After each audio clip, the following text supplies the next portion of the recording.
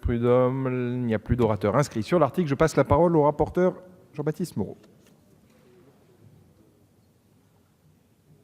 On va essayer d'être factuel et assez pragmatique et essayer de dépassionner un peu le débat. La revente à perte et les promotions à répétition sont incompatibles avec l'instauration d'une concurrence saine et loyale, et elles sont en général sans avantage réel pour le consommateur. En effet, les pertes supposées sur certains articles sont bien souvent plus que compensées par le bénéfice que la grande distribution réalise sur d'autres.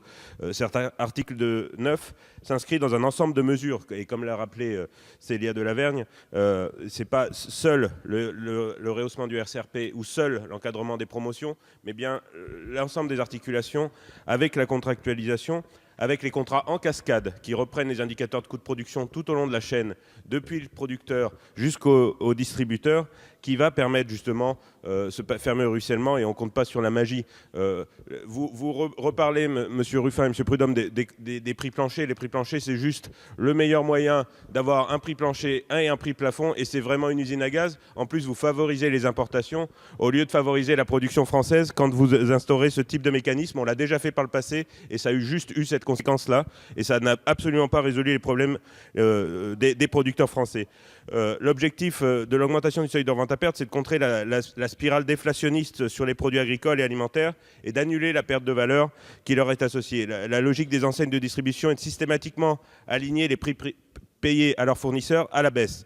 Les grandes marques des produits alimentaires aujourd'hui sont utilisées comme produits d'appel. Les distributeurs compensent les pertes réalisées sur ces produits d'appel par des gains réalisés sur des produits agricoles de type produits frais. La vente à perte et les promotions dégradent l'image des produits alimentaires, en plus au mépris du respect du travail des producteurs, à l'heure où consommateurs comme producteurs partagent un même souci du juste prix. Donc effectivement, on n'a aucune garantie sur la marge dégagée sera versée aux producteurs. Mais c'est une expérimentation, et il y a quand même ces fameux contrats en cascade qui doivent permettre de redescendre cette valeur jusqu'aux producteurs. Donc ces dispositions, c'est une expérimentation une fois de plus, et il faut mesurer. Quant à l'effet inflationniste du relèvement du seuil de revente à perte, elle prête également à de nombreux débats. L'étude d'impact du projet de loi affirme que la hausse moyenne des prix des produits serait comprise entre 0,7 et 2%.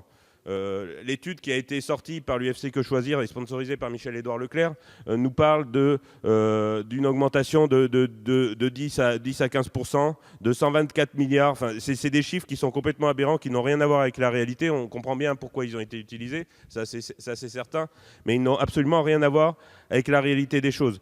Donc voilà, c'est une expérimentation sur 2 ans. Peut-être qu'il faudra compléter le dispositif. J'ai eu un certain nombre de discussions avec des gens qui pensaient qu'on pouvait sans doute mettre en place un fonds de modernisation des exploitations avec des prélèvements à la fois sur les distributeurs et à la fois sur les industries agroalimentaires, sur la base des plus-values réalisées grâce à cette hausse du SRP et grâce à cet encadrement des promotions.